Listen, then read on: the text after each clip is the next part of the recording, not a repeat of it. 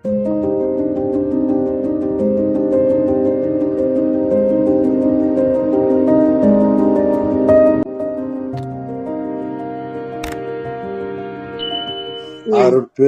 ஜோதி அருட்பெரும் ஜோதி தனிப்பெரும் கருணை அருட்பெரும் ஜோதி எல்லாம் செயல் கூடும் என்னானை அம்பலத்தே ఎల్లాం వల్లాం తనయే ఎత్తు. మా 735వ పద్యం లాస్ట్ లో ఆ పద్యంతో ముగించాము. అయినా ఒకసారి దాన్ని చెప్పేస్తాను. அறிவுறு அனைத்தும் ஆனந்தம் ஆயிட பொறியுறும் ఆన్మ తర్బోధము పోయిడ. మానవుడు ఇంద్రియ కరణముల వల్ల కొంత జ్ఞానమును మరికొంత తెలివిని ఉపయోగించి తన జీవితమును గడుపుచున్నాడు. మరియు సందర్భోచితంగా కూడా జీవించున్నాడు. ఆయా పరిస్థితిని బట్టి కూడా జీవిస్తున్నాడు. కానీ అతని మనసులో ధర్మాధర్మ విచక్షణ ప్రేమ లేనప్పుడు అనవసరమైన విషయములు సంఘటనలో చిక్కుకొని అవస్థలు పడుచున్నాడు. మనం సైలెంట్ గా ఉన్నా కూడా కొన్ని బాధలు అవే వస్తాయి మన మీద. ఏమరా అంటే మనలో ప్రేమ లోపము. అది మెయిన్. మీరు దీన్ని జీవితంలో మీరు పరిశీలించవచ్చు. మనకు ఒక విషయంతో సంబంధమే ఉండదు, కానీ అటు తిరిగి ఇటు తిరిగి మన మీద కొన్ని నిందలు వస్తాయి, కొన్ని బాధలు వస్తాయి. ఇవన్నిటికి కారణం ఏంటంటే అసలు మనలో ప్రేమ లోపము. ఇతర జీవులపైన ఇతరులపైన మనం చూపించే ప్రేమ విషయంలో వ్యత్యాసం ఉంటుంది, ఇంకా లేకుండా ఉంటుంది. కాబట్టి ఇది ఇటువంటి లోపాలు, ఈ ప్రాబ్లమ్స్ వస్తాయి. తనతో పాటు అందరూ ప్రజలు సంతోషం బ్రతకలేని అన్న దయాపూరిత జీవితమును ప్రేమపూరిత దయను తనలో పెంచుకున్న అతని జీవితము కొద్దిగా ఆనందమయమగను, కర్మలు తొలగను. అది ఇది పరిశీలించండి. నేను పరిశీలిస్తున్నాను. ఈ రకంగా ఉంటే మనకు కొన్ని బాధలు, అనవసర బాధలు అన్నీ తగ్గుతాయి. ఒకేసారి తగ్గిపోదు అనుకుంటాం అందరూ. మనం పోయి ఒకసారి ఒక పుణ్యక్షేత్రాలు దర్శించి వచ్చేసినాము, మనకి ఇంకా అన్ని సంతోషమే, ఇది ఉండదు అటు అనుకునే ఒక రోజు అన్ని తిరిగిపోయి, అవంతా ఏం కుదరదు. కొద్దిగానే మన కర్మలు తగ్గుతూ ఉంటాయి. దాని ఎఫెక్ట్ మనం కొద్దిగానే అనుభవిస్తూ ఉండాలి.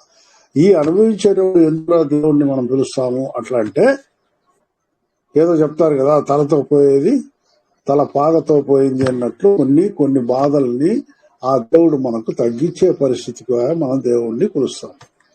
ఇది అందరూ చెప్పేదే.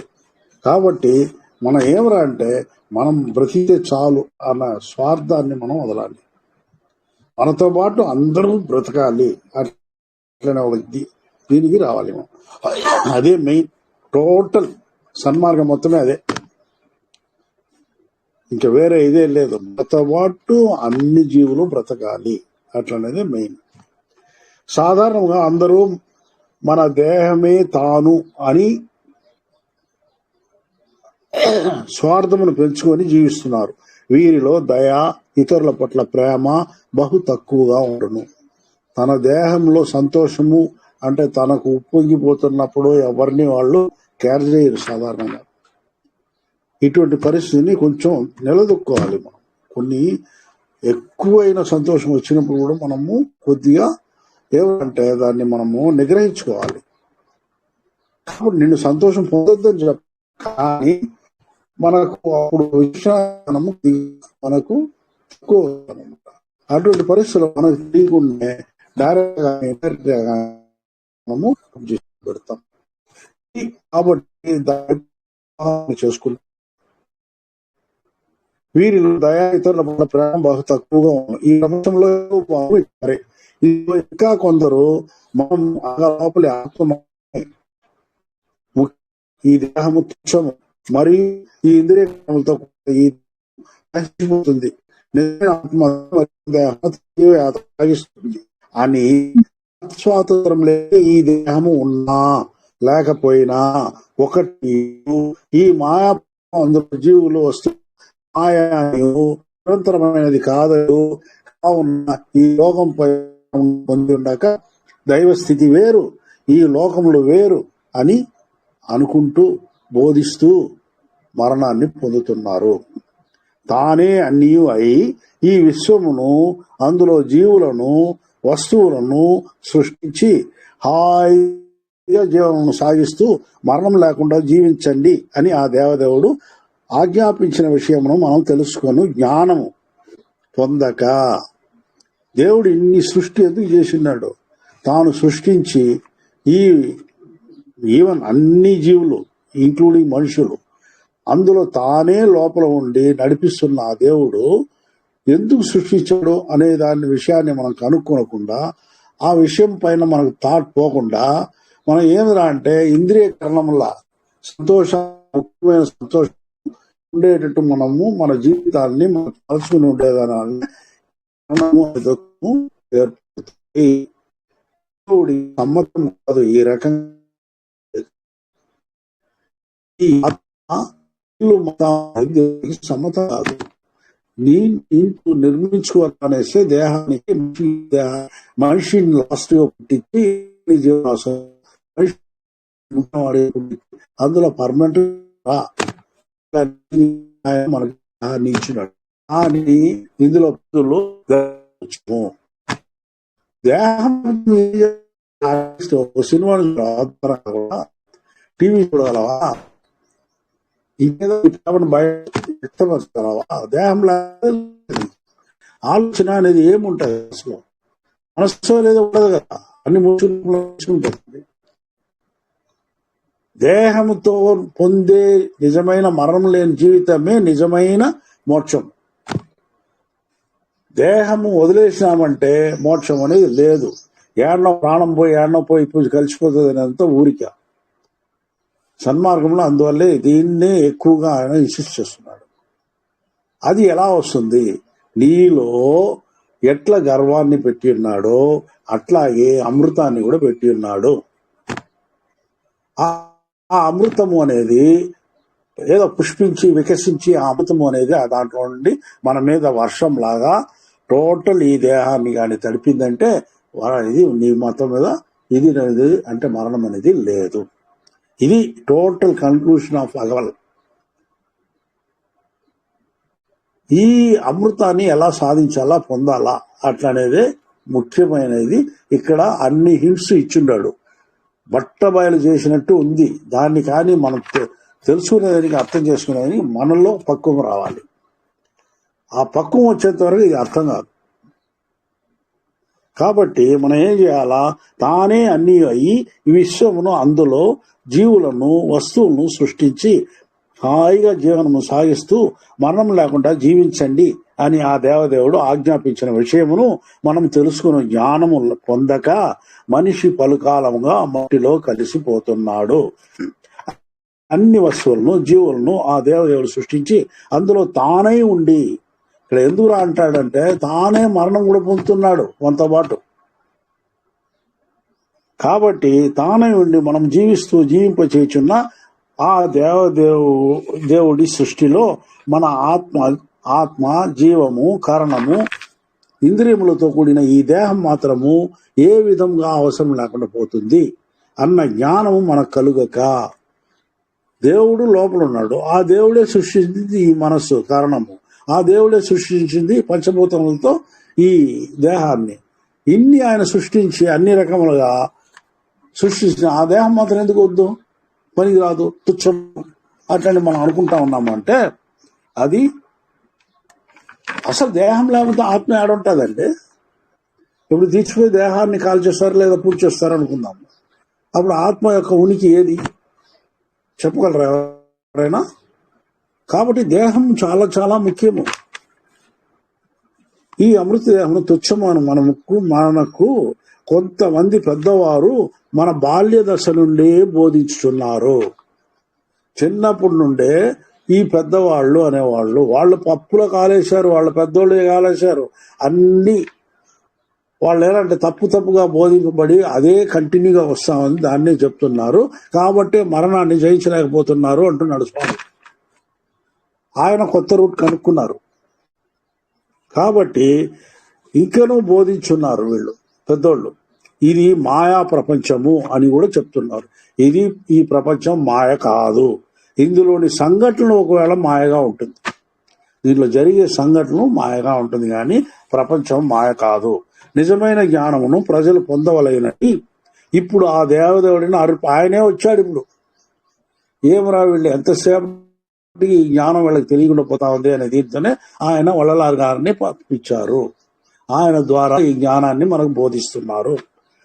వల్లలార్ గారి ద్వారా సన్మార్గం బోధింపజేసి ఈ ప్రపంచం అంతా అనగా అన్ని జీవరాశులను తేజవంతులుగా చేయు అమరత్వ మార్గమును బోధించుటకు భూమిపై రప్పించి అన్నాడు. ఇది ఒక పద్యంలో స్వామి చెప్పిన్నాడు. వల్లలార్ కూడా సదరు మార్గమును బోధించి తాను ఆ మార్గంలో నడిచి కృతకృత్యులై మనకు తగు మార్గమును చూపి ఉన్నారు.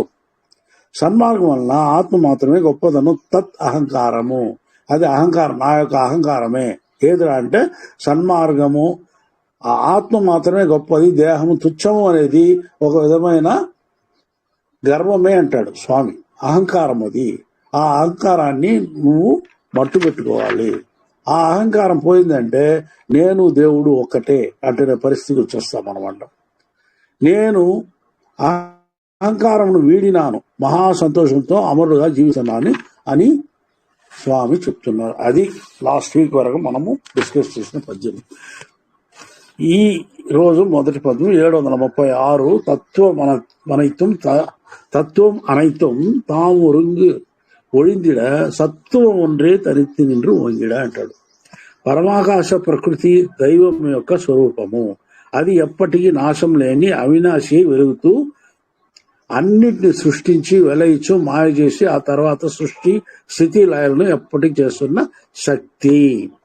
పరమాకాశ ప్రకృతి అనే దైవము అదే నిజమైన దైవము, అదే దైవ స్వరూపము.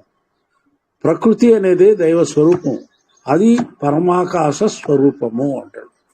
పరమాకాశం స్వరూపంగా ఉండే ఆకాశం నుండే మనకు గాలి వచ్చింది, ఆ గాలి నుండి తర్వాత నీరు వచ్చింది, ఆ నీటి నుండి గాలి నుండి ఇది వచ్చింది వేడి అంటే నిప్పు వచ్చింది, నిప్పు నుండి నీరు వచ్చింది, నీరు నుండి భూమి వచ్చింది. ఇది అందరూ సైంటిస్టులు సహా ఒప్పుకుంటున్నారు కదా. కాబట్టి దీని బేస్మెంట్ ఏది? ఆకాశము ఆ దైవ స్వరూపము, ఆ ప్రకృతి. అక్కడ నుండే కదా మన గ్రహాలు గోళాలు అన్ని కూడా వచ్చినాయి.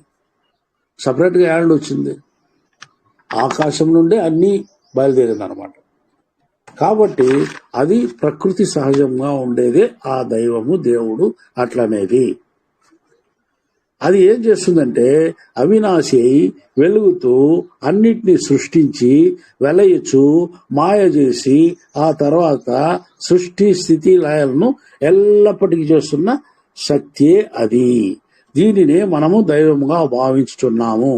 ఈ దైవ జ్ఞానమును పొందుటకే ఈ మనుష్య జన్మలో ఆత్మ నెలకొని జ్ఞానమును ప్రబోధిస్తూ పొందుచున్నది. ఈ దైవ జ్ఞానమును పొందేదానికి ఏది మనము ఆ దైవము అనేది ఏది అని కనుక్కునేదానికే ఇన్ని బాధలు పడుతున్నాం అన్నమాట.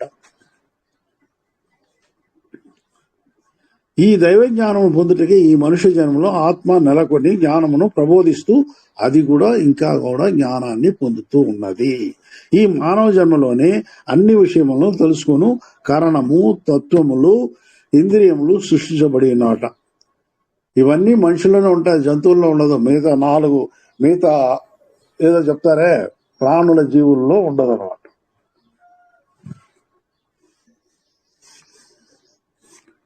ఈ తత్వములు ఇంద్రియములు సృష్టించబడి ఉన్నమాట. మిగతా జీవరాశులు ఇట్టి కారణ జీవ తత్వమును పొంది ఉండలేదు. కావున ఆ జీవరాశులకు పైన చెప్పి ఉన్న నిజము తెలియదు.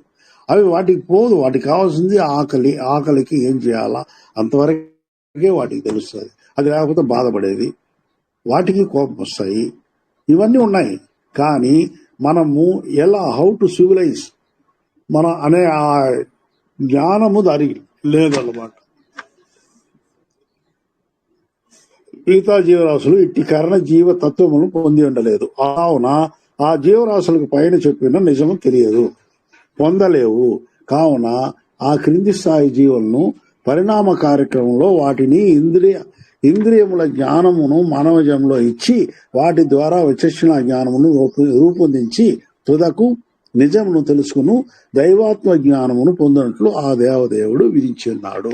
వాటికి అందువల్లకే పరిణామ కార్యక్రమం ద్వారా వాటినంతా ఏకణజీవి, ద్వికణజీవి, త్రికణజీవిగా కొద్ది కొద్దిగా వచ్చి పైకి వచ్చి ఆఖరికి మానవ జన్మనిచ్చి అందులో విచక్షణ జ్ఞానాన్ని వాడికి పెట్టి ఆ విచక్షణ జ్ఞానం నుండి అతను తర్వాత దైవ జ్ఞానము కూడా కొద్ది కొద్దిగా ఆ విచక్షణ జ్ఞానం ద్వారా దేవుడు మనకు ప్రబోధిస్తూ ఉన్నాడట. ఈ రకంగానే మనకు ఇప్పుడు చూడండి, అందరూ కూడా దైవాన్ని వెతికే అన్ని ఆత్మలు వెతకవు, కొన్ని ఆత్మలే వెతుకుతావు. మామూలు భక్తి అందరికీ ఉంటుంది. ఆ దేవుడా నీకు ఒక నమస్కారము, నీకు ఒక టెంకాయ ఒకటి వేస్తాను, అంత పూలు వేస్తాను అనేసి పోతా ఉంటారు. కానీ భక్తి వేరు, నిజంగా దేవుణ్ణి వెతికే వాళ్ళు వేరు.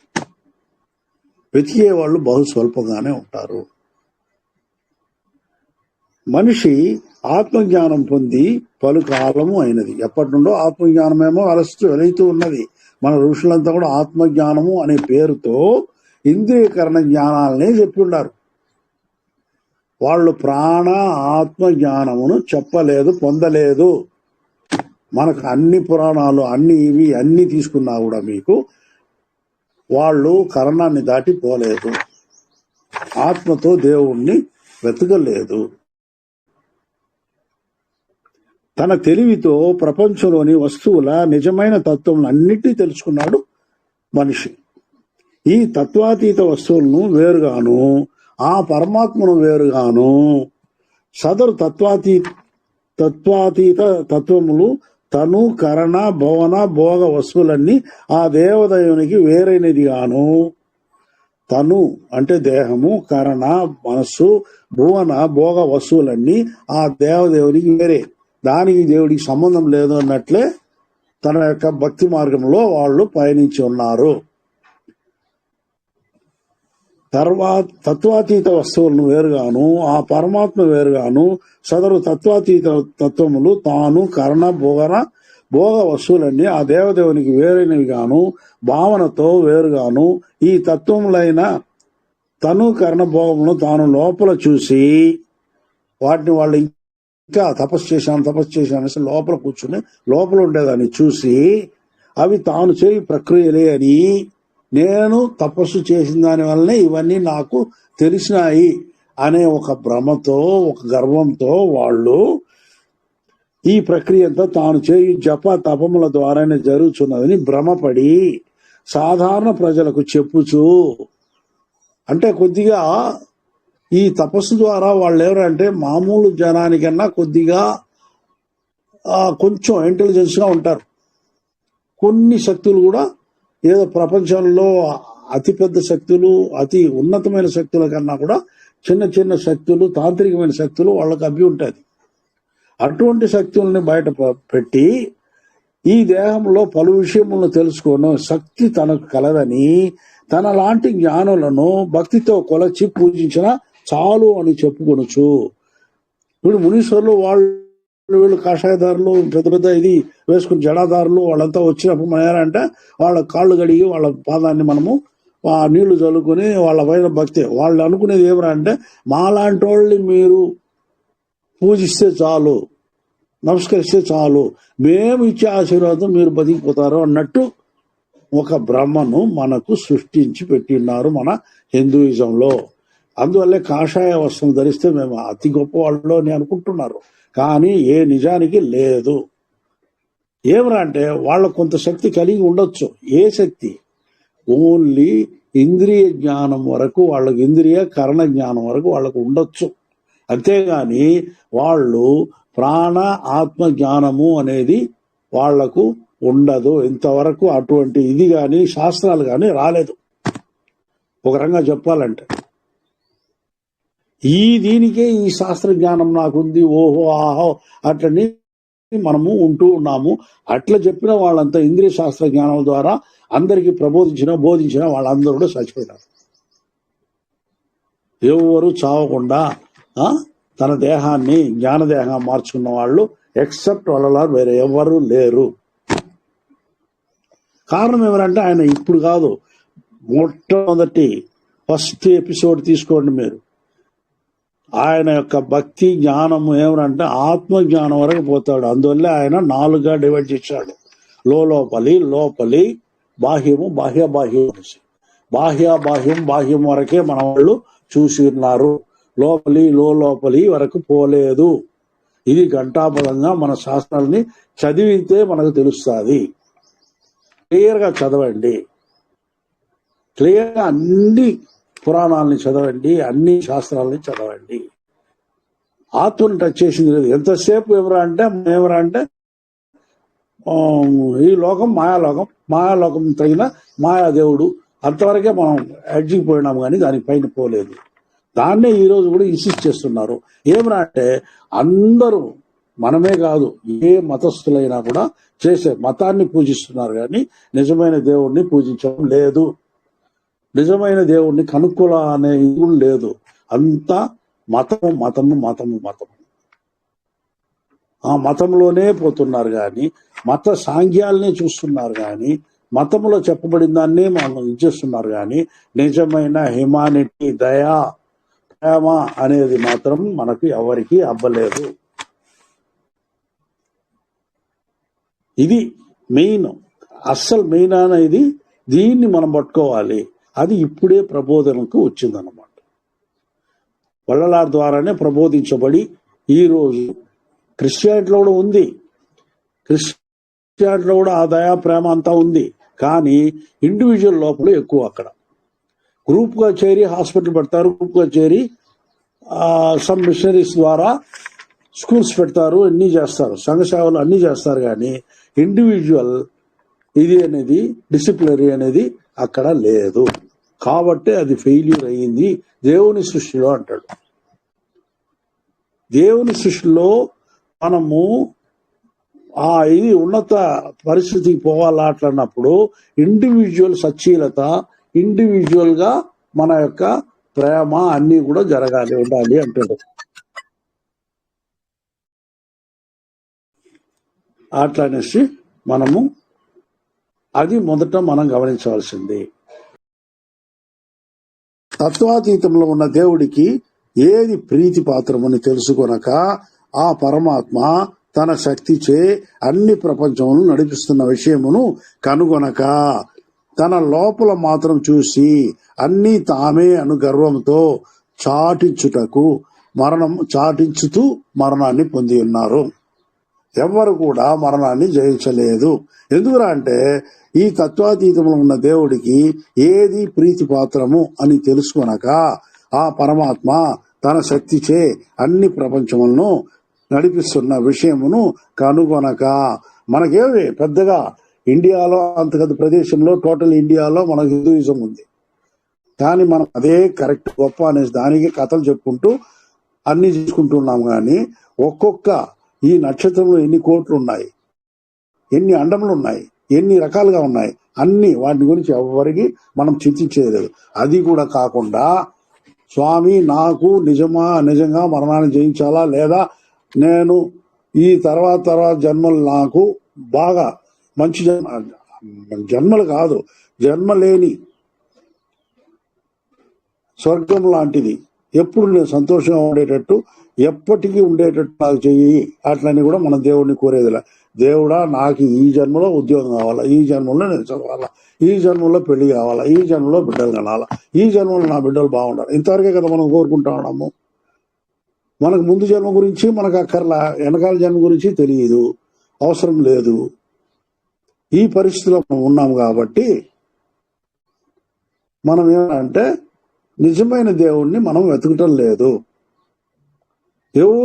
ఏదో కొద్దిగా తపస్సు చేయండి, లేదా ధ్యానం చేయండి, ఇంకోటి చేయండి, దానం చేయండి, అది చేయండి, ఇది చేయండి అంటే ఆ రంగా చేసి మనము ఏమంటే దాంతోనే మనం తృప్తి పడుతున్నాము. నిజంగా ఆయన దాన్ని వెతకాలంటే మనము ఆ సంతోషాన్ని మనము పొందాలి అట్లా అనుకుంటే దేవుడు వేధించాల, అంటే మనసు వేధింపబడాలి. అది తప్ప ఇంకేంటి నా మనసులో రాకూడదు. అదే స్వామి అక్కడక్కడ చెప్తాడు, నన్ను వేధిస్తున్నావు అంటాడు. ఆ రకంగా ఆయన్ని ఏమరా అంటే నిద్రపోనీలే, ఆ దేవుణ్ణి కనుగొనే పరిస్థితి. ఆ రకంగా మనం ఉన్నామా? లేదు. కానీ మనము మన ప్రయత్నము వేరే రకంగా అంతా ఉన్నాయన్నమాట. ఏదో ఒక పర్టికులర్ టైం తీసుకుంటాము, ఒక పర్టికులర్ టైంలో మాత్రం దేవుడా అంటాము. అది కూడా ఏమనంటే మనం ఈ జీవితాన్ని సాగించేదానికి కావాల్సినది దీన్ని నాకు ఇవి అంటాము, అంతవరకే. కానీ నిజంగా నిన్ను నేను పొందాలా, నేను పరమార్థాన్ని గ్రహించాలా, నేను ఎప్పుడు సంతోషంగా ఉండాలి, కర్మ అనేది నా జీవితంలో రాకూడదు, నేను దుఃఖించకూడదు అట్లనేసి ఎప్పుడైనా మనం అనుకుంటున్నామా? దానికి నేనేం చేయాలా? అట్లనే దానికి పోవాలి. తత్వాతీతంలో ఉన్న దేవుడికి ఏది ప్రీతిపాత్రమని తెలుసుకొనక, ఆ పరమాత్మ తన శక్తిచే అన్ని ప్రపంచములు నడిపిస్తున్న విషయం కనుగొనక, తన లోపల మాత్రం చూసి అన్ని తామే అను గర్వముతో చాటించుకొని మరణాన్ని పొందుతున్నారు. ఆ దేవదేవుడు ఇప్పుడిప్పుడే తను తాను వల్లలార్ ద్వారా బయలుపడజేసుకుని తత్వాతీత సత్వం యొక్క నిజమైన భావము, ప్రత్యేక ప్రేమ, మానవత్వం, దయా, కరుణ అని తెలియజేయుచున్నది. ఈ దయా విశేషములనే ఆత్మ గుణాతిశయముగా ఆత్మ ద్వారానే బయలుపడజేసి సన్మార్గమును బోధించి ఉన్నది. ఈ జ్ఞానమును పొంది వల్లలార్ గారు అమరత్వ జీవితమును సాగించు నిత్య యవ్వన ఆనందమయముతో జీవించుతున్నారు. ఇప్పుడు వల్లలార్ గారికి రజిత తమో గుణములు నశించి ఈ జ్ఞానము పొంది వల్లలార్ గారు అమరత్వ జీవితం సాగిస్తూ నిత్య యవ్వన ఆనందమయమై జీవించుచున్నారు. ఇప్పుడు వల్లలార్ గారికి రజిత తమో గుణములు నాశనం అయిపోయినాయి, లేనే లేదు, నశించిపోయి అవి సత్వగుణం మాత్రమే పొంగుచున్నది ఆయనకి. కాబట్టి బ్యాడ్ థాట్స్ ఆయనకు రాదు, మంచి థాట్సే వస్తుంది అని పై శ్లోకంలో తెలియజేయుచున్నారు. ఈ శ్లోకం యొక్క సారాంశం అది. నెక్స్ట్, ఉలగెలాం విడయం ఉళవెలాం మరైదిడ అలగిలా అరుళిన్ ఆశை మేర్ పొంగిడ అంటాడు.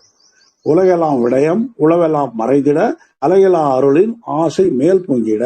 ప్రాపంచిక విషయములన్నీ తెలుసుకుంటకు మన పంచేంద్రియములే కారణమై ఉన్నది. ప్రాపంచిక విషయం ఒళ్ళు ఈ దేహం అక్కర్లేదంటే ప్రాపంచిక విషయం కూడా మనకు తెలియదు కదా.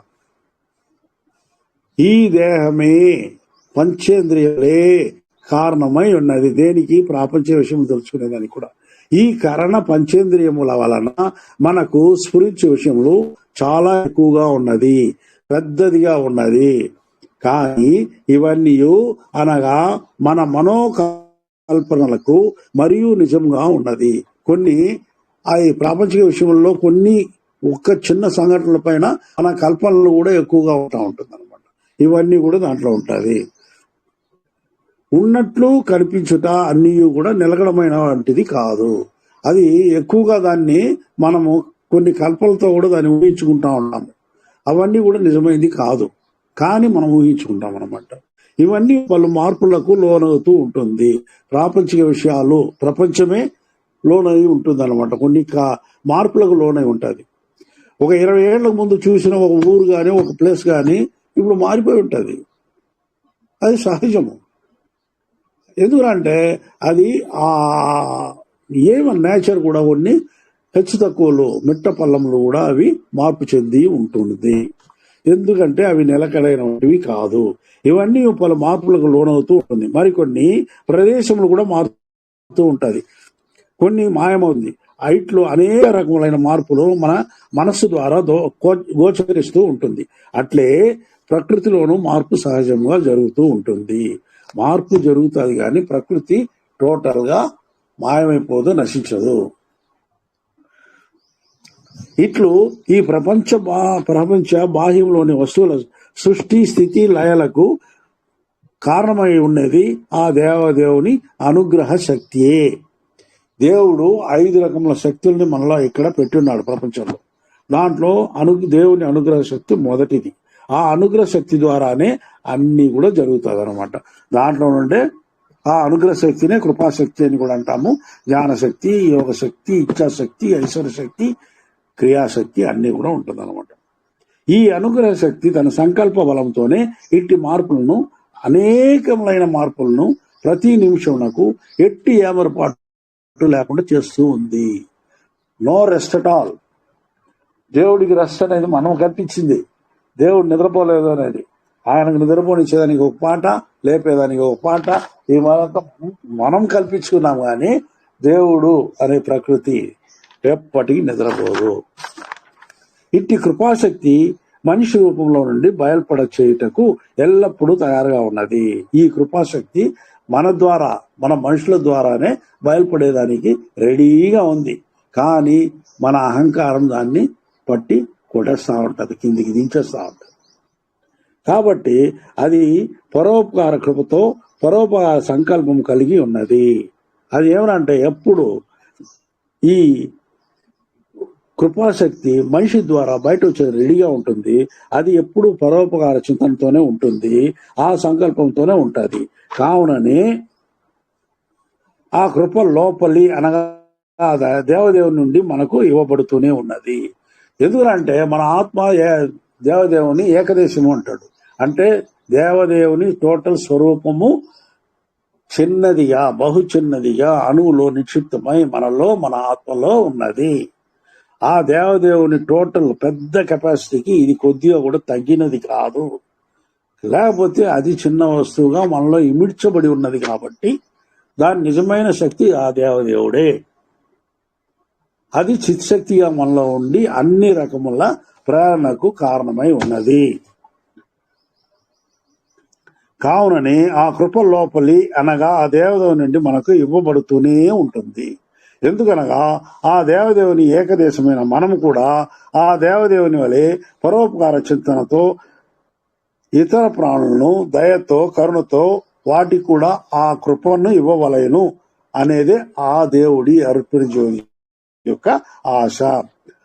ఆ దేవదేవుని ఎల్లలేని కరుణ ఎట్టి ప్రతి కోరిక అంటే ఎక్స్పెక్టేషన్ ని తనకు ఎదురు అంటే ప్రతిఫలం లేకుండా అది మనకు ఇస్తూ ఉన్నది. తన దయను మనపై ప్రసరిస్తూ ఉన్నది. ఇప్పుడు ఎండ, వర్షము, గాలి ఇవంతా మనకు ఏ ప్రతిఫలాన్ని మన నుండి చూస్తా ఉన్నాయి? అవి లేదు. దేవుడి యొక్క కృప కూడా ప్రతిఫలంతో ఇది కాకుండా ఆచరించకుండా మనకు దాన్ని అన్ని వర్షిస్తూ ఉంది, మనకు ఇస్తూనే ఉంది. కాబట్టి మనము ఈ బ్రతుకుని బ్రతుకుతూ ఉన్నాము. ఇట్టి పరిశుభ్రమైన కరుణ ప్రేమను బాహ్యమును కూడా అనగా ఈ విశ్వంలోని అన్ని జీవుల వస్తువులపైన ఆ దేవదేవుని దయ కురియుచున్నది. ఈ విషయంలో అంతా అవగాహన చేసుకున్న తర్వాత ఈ ప్రపంచ విషయములన్నీ మరుగున పడి మన అన్ని ఇంద్రియములు కరణములు జ్యోతిమయమై వెలుగొందును. అప్పుడు ఏమరా అంటే ఈ విషయం కానీ మనం తెలుసుకున్నాక మనకేమరా అంటే మన బ్యాడ్ ఇదంతా కూడా ఇంద్రియములు కరణములు జ్యోతిమయం వెలుగుతుంది. ఈ బ్యాడ్ అంతా పోయి మన ఏమంటే ఆలోచన మంచి ఆలోచనే ఉంటుంది. ఏది ఇంతకుముందు చెప్పినట్టు మనకి సత్వగుణ ఆలోచనలు మాత్రమే ఉంటుంది. కాబట్టి ఈ ఇంద్రియ కరణముల యొక్క పనితనం ఫలించదు. అప్పుడు ఏమనంటే మనము గొప్ప మన మనస్సు గొప్పతనంతో నిండిపోయి ఉంటుంది. అదే ఇప్పుడు రజోగుణం కానీ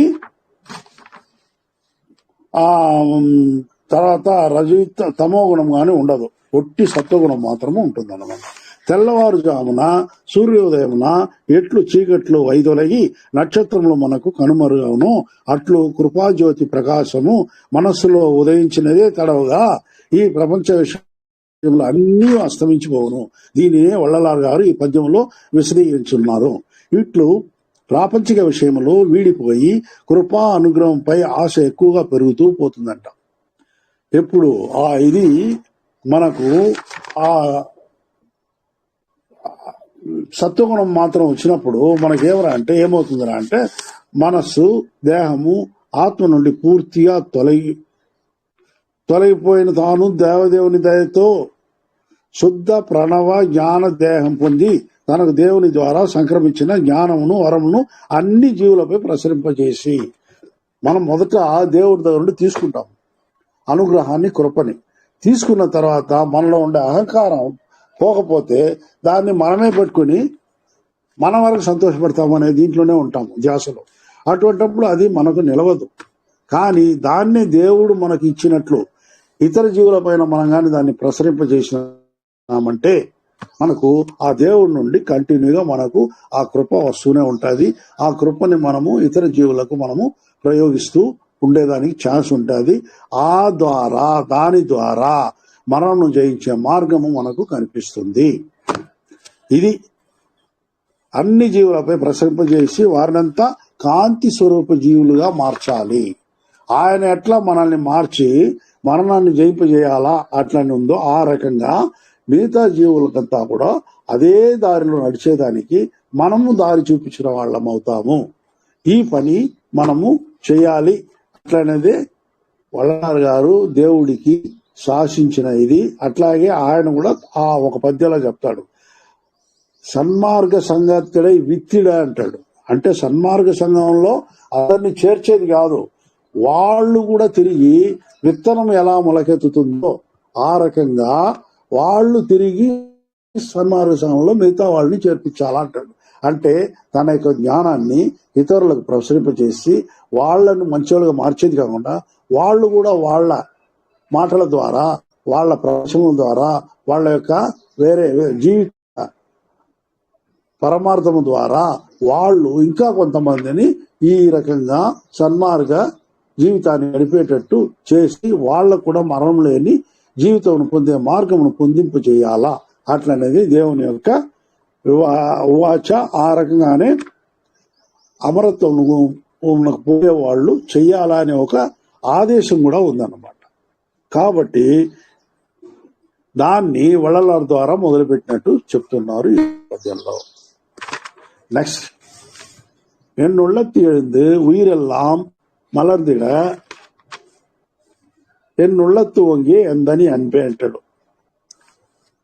పైన చెప్పిన పద్యంలోని విషయముల ప్రకారము ఒక్కరైనా ప్రేమ దైవము తనలాగా ఒక్కడుగా పూసి పుష్పం వలె వెలయిచున్న విషయమును తాను తెలుసుకున్నట్లు ఈ విధముగానే అన్ని జీవులు ఆ పెను ఆత్మ నుండి పుష్పించి వెలయినట్లు కూడా గ్రహించుకొనబడుతుందట. ఈ విషయమే ఈ పద్యంలో నా హృదయం నుండి అన్ని జీవులు ఉత్పత్తి అయి పూసి అంటే పువ్వుగా పుష్పించి వెలవనట్లు నా గొప్ప ప్రేమ అని అంటున్నారు. ఇప్పుడు ఈయనలో దేవుని యొక్క ప్రేమ, దయ అన్ని కూడా ఈయనకు చొప్పించబడి ఇక్కడ ఈయన నుండి ఈ ప్రేమతో అన్ని జీవులకు ఆ ప్రేమ పొంగి పొరునట్టు చేసేదానికి ఈయన తన పని ప్రారంభించినాడంట. వల్లలార్ గారు తన పనిని ప్రారంభించి నా హృదయం నుండి ఉయిరెల్లాం మలందిడ ఈ ప్రపంచంలోని జీవులన్నీ ప్రాణులన్నీ పుష్పించి అంటే ఈ దీన్ని ఏది ప్రేమ అనే తత్వాన్ని పుష్పింపజేసి అవన్నీ కూడా ఆ పుష్పాన్ని ఆ జీవితాన్ని ఇతరులకు కూడా వాళ్ళు పంచేదానికి ఎటువంటి ప్రతిఫలము లేకుండా వారికి ఇచ్చిన దాన్ని వారు ఇతరులకు ఇస్తూ అందరూ సంతోషంగా బ్రతికేదానికి చేసే మార్గాన్ని ఈయన ఇప్పుడు ప్రారంభించినట్టు నా నుండి ఈ పుష్పము అంటే ప్రేమ అనే పుష్పము అన్ని జీవులకు వెలుస్తుంది, వెలిసేటట్టు నేను చేస్తాను అట్లనేసి ఆయన ఈ మొదటి పద్యంలో ఆ ప్రేమ అనేది ఎలా ఉప్పొంగుతుంది నా హృదయం నుండి. దేవుడు నాకు నా హృదయానికి ఇచ్చాడు. నా హృదయం నుండి ఇప్పుడు ప్రపంచంలోని అన్ని జీవులకు ఈ ప్రేమ తత్వాన్ని బోధించి వాళ్ళ నుండి కూడా ఆ ప్రేమ ఉప్పొంగునట్లు చేసేదానికి నేను పని ప్రారంభించాను అంటాడు. అణుత్వమైన ఆత్మనే ఒకరి ప్రకృతి సహజ రూపంగా అది మొదలుగా ఉంటూ ఉన్నది. ఈ అతి చిన్న అణువు నుండి ఆ దేవుని పెను గొప్ప అనుగ్రహము కొద్ది కొద్దిగా పొంగి పొరలుచున్నది. అట్టి బయల్పడు అనుగ్రహమునే పంచశక్తి కార్యమైన ఒకటైన ఈ ప్రపంచంలో పుట్టుక. పంచశక్తి కార్యక్రమం మొదట పుట్టుక అనేది జన్మ అనేది మొదట వస్తుంది. లోపలి కృపాశక్తి బాహ్య ప్రకాశంలో పలు వస్తువులుగా, పలు సంఘటనలుగా, పలు భావములుగా, పలు క్రియలుగా, పలు అనుభవములై ప్రతిఫలిస్తూ ఉంటుంది. కృపాశక్తి వల్ల మొదటి పుట్టుక అనేది వస్తుంది. తర్వాత ఆ పుట్టిన జీవి ఆనందమయంగా జీవించేదానికి కావాల్సిన అన్ని వస్తువులు సృష్టించబడి ఉన్నది. అట్లే మనిషిలో ఆత్మ యొక్క పరిపాలన శక్తి ఆ మనిషి యొక్క రూపంగాను, ప్రాణముగాను, తెలివి జ్ఞానముగాను, ఆత్మ సామర్థ్యముగాను, కృపా సత్యముగాను బయలుపడుచున్నదట. మనిషి యొక్క ఆత్మ యొక్క పరిపాలన శక్తి, ఆత్మలో నుండి 5 రకముల శక్తి బయట వచ్చింది. ఇవన్నీ పరిపాలన నిమిత్తమే ఆ బయట వస్తుంది. ఆ పరిపాలన ప్రకారము రూపముగా, ప్రాణముగా, తెలివి జ్ఞానముగా, ఆత్మ సామర్థ్యముగా, కృపా సత్యముగాను బయలుపడుచున్నది. ఈ కృపా సత్యము చేతనే ఆ ఆత్మశక్తిని కృపా జ్ఞానంతో గ్రహించుకొనుచున్నాము. ఈ కృపా సత్యము అనే కెపాసిటీతోనే ఆత్మశక్తిని కృపా జ్ఞానంతో మనము గ్రహించుకొనుచున్నాము, తెలుసుకుంటున్నాము. ఇట్లు లోపల నుండి పరిపాలించు ఆ అరుట్పరించే శక్తిని ఇక ప్రేమగా స్వామి గారు ఉదహరించుచున్నారు. ఎందుకు లోపల నుండి ఇన్ని పనులు చేస్తుంది? మనం జీవించాలా అనే పరిస్థితి దానికి ఆత్మకి ఎందుకు? అది వెళ్ళిపోతే పోతుంది, మనం శవమై పడిపోతాం. కానీ మనం జీవించి హాయిగా ఉండాలనే దానికి లోపల నుండి ఆత్మ చేసే పని ఉంది చూడు, అది దేవుని యొక్క ప్రేమ వల్లనే అది జరుగుతుంది. లేకపోతే లేదు. ఆయన మన మీద ప్రేమ లేకపోతే మనము పుట్టగలమా, ఉండగలమా, జీవించగలమా? కాబట్టి ఆయన యొక్క తత్వం టోటల్ గా ప్రేమ, ఇతర జీవుల మీద ప్రేమ. ఆ ప్రేమ వల్లే మనల్ని పుట్టిస్తున్నాడు, లయం చేస్తున్నాడంటే కారణం ఏమనంటే నువ్వు నేర్చుకోవాల్సింది ఇంకా ఉంది, నువ్వు తెలుసుకోవాల్సింది ఇంకా ఉంది, చేయవలసింది ఇంకా ఉంది, నీకు ఇంకా జ్ఞానము పక్వ రాలేదు. కాబట్టి ఆ లోపల ఈ దేహాన్ని నువ్వు నీ ఇంద్రియ జ్ఞానంతో నీ సుఖ సంతోషముల కొరకు దీన్ని నాశనం చేసుకున్నావు, వయసు పెరిగేటట్టు చేసుకున్నావు. వయసు వల్ల దాని యొక్క ఇది అంటే శక్తి తగ్గిపోయి ఇంకా అది పనికిరాని వస్తువు ఉంది. కాబట్టి నీకు ఆ దేహాన్ని తొలగించి కొత్త దేహంలో నిన్ను వదులుతున్నాను. దానిపైన ఇంకా నువ్వు తెలుసుకోవాల్సిన జ్ఞానాన్ని ఇంకా కూడా నువ్వు తెలుసుకుంటూ ఉండొచ్చు అనేదానికి లయము ఉంది. కానీ ఆ దేవుడు చంపేస్తాడు, ఆ దేవుడు ఆయన దేవుడే కాదు. అట్లనే పరిస్థితికి మన జ్ఞానము సరిగా పనిచేయలేదు అనేది అర్థం. కాబట్టి మన ఆలోచనలు చాలా గ్రేట్ గా ఉండాలి, పవర్ఫుల్ గా ఉండాలి. ఆ రకంగా లోపల నుండి ఆ దేవదేవుడు మనకు తన ప్రేమ ద్వారానే మనల్ని బ్రతికింపజేస్తున్నాడు. ఇట్లు ప్రేమ ప్రతి జీవుల నుండి వేర్వేరుగా వాటి స్వరూప భావమును ప్రతిఫలించే విధముగా ఏకదేశమై వాటి నుండి ఆత్మ వేర్వేరు విధముగా పూసి విరియుచున్నది. కాబట్టి ఈ ఆత్మ ఎలా విరియుతూ ఉంది అంటే వేర్వేరు విధముగా విరియుచూ ఉన్నది. కానీ దానిపైన ఆ ప్రేమ స్వభావం మాత్రము అందరికీ ఈక్వల్ గానే ఉన్నది. ఈ విషయమును మనము అర్థం చేసుకున్నప్పుడు ఆ అరుట్ల జ్యోతి మన హృదయాంతరాళం నుండి అఖండాకార స్వరూపమై సృష్టి చేసి ఆ రూపంతో ఆ జీవిని జీవింపజేస్తున్నది. ఇప్పుడు లోపల బాహ్యము బాహ్యాబాహ్యంలో మనం కానీ చూసినామంటే ఈ అఖండ ఆకాశం మొత్తము ఎన్ని గెలాక్సీలు, ఎన్ని రకములైన పాలపుంతలు అన్ని ఉంటాయి చూడండి. అన్నిట్లోనూ గోళములు ఉన్నాయి, అంటే సూర్యగోళంలో. ఆ సూర్యగోళంలో గ్రహాలు ఉన్నాయి. ఆ గ్రహాల్లో ఏదో 1-2 దీంట్లో మనకు గ్రహాల్లో జీవరాశులు ఉన్నాయి. ఈ రకంగా చూస్తుంటే కొన్ని కోట్ల గ్రహాల్లో కొన్ని కోట్ల రకమైన జీవరాశులు అన్నిటికీ ఆ దేవదేవుడు తన ప్రేమ ద్వారానే వాటిని సృష్టించి అవి జీవించేటట్టు చేసి ఉన్నాడు. ఈ రకంగా మన ఆలోచన పెరగాలి. కానీ మనం ఇక్కడే మనం శివ అని పిలిస్తేనే, గోవింద అని పిలిస్తేనే మనకు దేవుడు, వేరే విధంగా పిలిచే వాళ్ళంతా అది దేవుడు కాదు. అట్లాగే వేరే మతస్థులు అనుకుంటారు మా భాషలో పిలిచినప్పుడు మాత్రమే ఆయన దేవుడు, మిగతా వాళ్ళని దేవుడు కాదు. దేవుడు అనే దానికి రూపం ఎప్పుడు లేదు, నీకు పేరు కూడా లేదు. నువ్వు ఏ పేరుతో పిలుస్తావు వచ్చినాడు అంటాడంటే ఏ పేరుతో అయినా పిలవచ్చు అనే దానికే చెప్పాడు. కానీ ఎవరెవరు మతాల సంబంధంలో పిలుచుకుని ఇదే కరెక్ట్ ఇంకొకటి తప్పు అట్లనే దీనికి వచ్చే భావనకు వచ్చేదానికి కాదు. ఆయనకు పేరు ఎవరు పెట్టల. ఏ భాషలోనూ మంచి అనే దాన్ని బట్టి ఆయా పేర్లు నిర్ణయించబడినది. ఇంకో భాషలో అది చెడుగా కూడా ఉండొచ్చు. కాబట్టి మనం ఏమరా అంటే మనము ఈ పేరుతోనే దేవుడిని పిలవాలని లేదు, ఆ పేరుతోనే దేవుడు అనేవాడికి రూపం లేదు, ఇది లేదు అన్నప్పుడు మనకు పేరు కూడా లేదు. ఇటువంటి విషయాలంతా మనము ఆలోచించి ఇది చేయాలి. ఏ మతం, అందువల్లే వల్లలార్ గారు మతం వద్దురా నీకు అన్నాడు. అన్ని మతము ఒకటే, మన ఏది సన్మార్గానికి తగిన మతము ఆ మతమే అన్నాడు. సన్మార్గానికి తగిన మతం ఏది? ప్రేమ, దయ, హ్యుమానిటీ, ఇటువంటిదే సన్మార్గానికి తగిన మతము. ఈ సన్మార్గ మతమే అన్ని మతాల కన్నా పెద్దదైన మతము, మిగతావన్నీ ఇది కాదు అంటాడు. అది కూడా చెప్తాడు, పైకెక్కిచ్చు మతము సన్మార్గము, మిగతా మార్గంలోని కిందికి పోయే మార్గంలో అని కూడా ఒక చోట అనేస్తాడు ఆయన. కాబట్టి మనం ఏమంటే జీవితంలో దేవుణ్ణి పూజించాలి కానీ మతాన్ని కాదు. అట్లనే దాంట్లో మనము స్ట్రాంగ్గా మనము తెలుసుకోవాలి. ఇట్లు ప్రేమ ప్రతి జీవుల నుండి వేరువేరుగా వాటి వాటి స్వరూప భావమును ప్రతిఫలించే విధముగా ఏకదేశమై వాటి నుండి ఆత్మ నుండి వేర్వేరు విధముగా పూసి విరిచున్నదట. ఈ విషయమును మనం అర్థం చేసుకున్నప్పుడు ఆ అరుణ జ్యోతి మన హృదయాంతరాళము నుండి అఖండాకార స్వరూపమై సృష్టి చేసి ఆ రూపంతో ఆ జీవిని జీవింపచేస్తున్నది. ఈ విషయము సన్మార్గంలో పయనించినప్పుడే అర్థమవుతుంది. వేరే మార్గంలో మీకు ఈ విషయము అర్థం కాదు. కాబట్టి ఈ మన హృదయంలో ఉండే దేవుడు ఎవ్వరి హృదయంలో అక్కడ ఉంటున్నాడు. నువ్వు వెతుక్కుని ఎక్కడెక్కడ పోవాల్సిన పని లేదు. ఈ విషయాన్ని నువ్వు సన్మార్గంలో పయనించినప్పుడు మాత్రమే తెలుసుకునగలవు. మిగతా టైంలో వాళ్ళకి తెలియదు, ఆ జ్ఞానము రాదు. అట్లని దీంట్లో అంటాడు.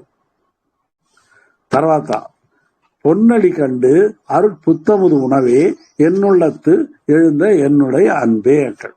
అంటే అంతటా నిండి ఉన్న అరుట్పెరుం జ్యోతి జ్ఞాన ప్రకాశము కృపా జ్ఞానము, అంతటా నిండి ఉన్న అరుట్పెరుం జ్యోతి జ్ఞాన ప్రకాశము కృపా జ్ఞానము నాకు మాత్రమే అనుభవంలోనికి వస్తుంది అన్నమాట.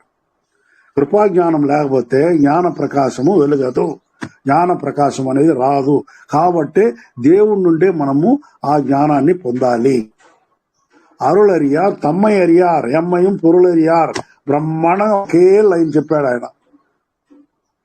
ఆ అరుள் అనేది ఎలా పొందాలి అట్లనేది వేరే చెప్పుకుంటా పోతాడు. ఈ రకంగా మనకు కృపాజ్ఞానము అనుభవంలోనికి రానిదే జ్ఞాన ప్రకాశము మనలో వెలుగదు. అది ఇంద్రియ జ్ఞానమును గాని కరణ లేదా మనోజ్ఞానమును గాని మరి ఏ ఇతర జ్ఞానములతో దానిని అనుభవమునకు పొందలేము. వేరే విధమైన మన సొంత ఆలోచనల ద్వారా మనకు మనిషికి తెలిసింది మనో ఆలోచనే కదా, కరణం మించి మనకు రాదు, తెలియదు. దేవునితో మనకు సత్సంబంధం ఏర్పడి ఆయన దృష్టికి మనం వచ్చినప్పుడు తప్ప మనకు దేవుని యొక్క కృపాజ్ఞానము రాదు. కాబట్టి దాన్ని మనము అనుభవమునకు వేరే విధంగా పొందలేము. ఆ కృపాజ్ఞానము అన్నది పక్వం పొందిన మనిషిలో మాత్రమే అతని ఆత్మ అణువున బహిర్గతమై అనుభవపడుతుంది. ఆ కృపాజ్ఞానము పక్వమైన మనిషికి మాత్రమే అది తెలియపరచబడుతుంది. ఆత్మను చిత్ అణువున ఆ అరుణ జ్యోతి పూర్ణానుభవం మొత్తం బయలుపడును. ఆత్మను చిత్ అణువున ఆ అరుణ జ్యోతి ఎవరికి? పక్వం కలిగిన వాళ్ళకి అరుణ జ్యోతి పూర్ణానుభవం మొత్తం బయలుపడును అన్నది గొప్ప అద్భుతమే. ఇది ఒక అద్భుతం నిజంగానే. అట్లా ఆ రకంగా పూర్తిగా బయలుపడాలంటే కూడా దాంట్లో కూడా సెలక్షన్ ఉండాలి. జస్ట్ పాస్ మార్క్ తో ఉంటే కాదు, డిస్టింక్షన్ తెచ్చే కొద్దిలో ఉండాలి. ఆ భక్తి, ఆ అనుభవము, ఆ కృప అన్నది ఎక్కువ కలగాలి మనకు. ఊరికి అట్లా కొద్దిగా కలిగితే మనకు ఏరంటే ఈ జన్మ సాఫల్యం అయిపోతుంది అనేసి మనం అనుకుంటున్నాం. కానీ అట్లా కాదు, ఎక్కువగా అది మనలో వర్షిస్తే తప్ప మనకు ఇటువంటి జ్ఞానం అంతా రాదు. ఆత్మను చిత్ అనున ఆ అరుణ జ్యోతి పూర్ణానుభవం మొత్తము బయలుపడును అనున్నది అతి గొప్ప అద్భుతము. ఆత్మ అణువులో ఉన్న ఆ అరుణ జ్యోతి శుద్ధమైనది. అది అపరంజి బంగారము, అందులో ఎట్టి మిశ్రమము ఉండదు. ఆ దైవమును ఇట్టి అపరంజికి పోల్చుదురు. ఈ దైవం యొక్క పూర్తి కృపతో నిండు జీవనమును జీవించుటే ఉత్తమము. మనకు ఉత్తమమైనది ఏదంటే ఆ దేవుని యొక్క కృపా అనుభవంతో మనము జీవనము సాగించాలి. అట్లా సాగించే జీవనమే అతి ఉత్తమమైనది. సత్విచారంలో మనము తెలుసుకొను లేదా పొందు అనుభవము ఏదనినా, సత్విచారము అందువల్లే స్వామి చేయమంటాడు, కూర్చొని ధ్యానం చేసేదానికన్నా సత్విచారం చేయండి అంటాడు. నీకు తగిన మనిషితో ఒక 4-5 మందితో నువ్వు కూర్చొని సత్విచారము, నీ జ్ఞానానికి తగింది నువ్వు చెప్తూ, వాళ్ళ జ్ఞానానికి తగింది వాళ్ళు చెప్తూ, ఈ రకంగా కొద్ది కొద్దిగా దేవుని స్వరూపాన్ని నువ్వు తెలుసుకునేదానికి ఈజీగా ఉంటుంది ఈ రకంగా మీరు మాట్లాడుకుంటే అంటాడు. కాబట్టి ఆ అర్పించేది లోపలి కృపాజ్యోతిగా అనగా ఆత్మగా ప్రాణముగా శక్తిగా ఉంటూ బాహ్యమున వల్వేరు రూపంతో అలరారుచున్నది అన్న విషయము, ఆ అనుభవము నువ్వు పొందవలేను. సత్విచారంలోనే ఆ అనుభవము తెలుసుకోగలవు. ఆ అనుభవం ఏదిరా అంటే అరుట్పరింజ్యోతి లోపలి కృపాజ్యోతిగా అనగా ఆత్మగా ప్రాణముగా శక్తిగా ఉంటూ బాహ్యమున పల్వేరు రూపములతో అలరారుచున్నది అనే నిజాన్ని నువ్వు తెలుసుకోగలవు. సత్విచారం వల్ల జరిగేది ఇదే. ఈ సత్యాన్ని నువ్వు తెలుసుకోగలవు. బాహ్యమున అది పల్వేరు రూపంలో ఉంటుంది, కానీ లోపల ఏదిరా అంటే ఆత్మగా ప్రాణముగా శక్తిగా ఉంటుందంటాడు. ఈ సత్యమును అనుభవపూర్వముగా గ్రహించవలెను. అందువల్లే సన్మార్గము దానికే బాట చూపిస్తున్నది. మనకు అదే రెడ్ కార్పెట్ వేసేది ఏదిరా అంటే సన్మార్గమే. ఈ విషయాన్ని గ్రహించాలంటే పై విషయమును మన పెద్దలు జ్ఞానంతో కాక తెలివితో కొందరు తెలుసుకుని ఉండినా కూడా వారు విజయవంతముగా పొంది అనుభవించలేదు. తెలివితో తెలుసుకోవచ్చు, జ్ఞానంతో కాకుండా. ఆ తెలివితో తెలుసుకున్న వాళ్ళు దాన్ని కరెక్ట్గా అంటే ఆ మార్గంలో కరెక్ట్గా నడవలేరు. పరిస్థితిని బట్టి వాళ్ళు స్లిప్ అవుతారు. అది తెలివి. అదే జ్ఞానస్తుడు, జ్ఞానం ఉండేవాడు ఏమైనా కానీ నేను చనిపోయినా పర్వాలేదు, ఆ ప్రిన్సిపల్ ఆ దీంట్లో నుండి నేను తప్పుకోను అంటాడు. అదే డిఫరెన్స్. తెలివితో తెలుసుకునే వాళ్ళు ఎట్లా అట్లా మన ఆపద నుండి మనము రక్షింపబడాలా అనే పరిస్థితిలో వాళ్ళు టక్కనేసి ప్లేట్ మార్చేస్తారు. కాబట్టి వాళ్ళు సక్సెస్ కారు. అందువల్లే తెలివితో తెలుసుకునేదానికన్నా జ్ఞానంతో తెలుసుకోవాలా. మనస్సుతో తెలుసుకునేదంతా తెలివితో తెలుసుకునేది, జ్ఞానంతో తెలుసుకునేది అంటే ఆత్మతో తెలుసుకునేది, జ్ఞానంతో తెలుసుకునేది. తెలివికి మనస్సు, జ్ఞానము ఆత్మ.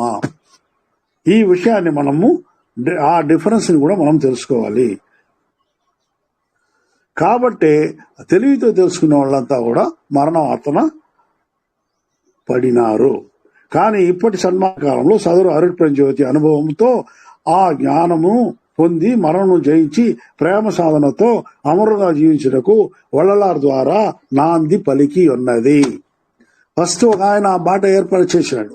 ఇంకా మనం ఆ రకంగా పోతే మనము దాన్ని సక్సెస్ కాగలము అనే పరిస్థితి మనకు తెలిసింది కాబట్టి ఇంకా మనము వేరే గుడ్డిదారులు అనుసరించగా ఆ దారిలో మనం పయనించవచ్చు. మనం కూడా వள்ளలార్ గారి లాగా మనం కూడా మరణాన్ని జయించవచ్చు. దాన్ని ఈ పద్యంలో స్వామి వివరించి ఉన్నారు. తిరు అరుట్పా అగవల్ మొదటి నుంచి చూడదలుచుకున్న వారి కొరకు డిస్క్రిప్షన్ బాక్సులో లింక్ ఉంచి ఉన్నాము, చూడగలరు. Thank you. సర్వే జన సుఖ సంతోష ఆనంద భవంతు.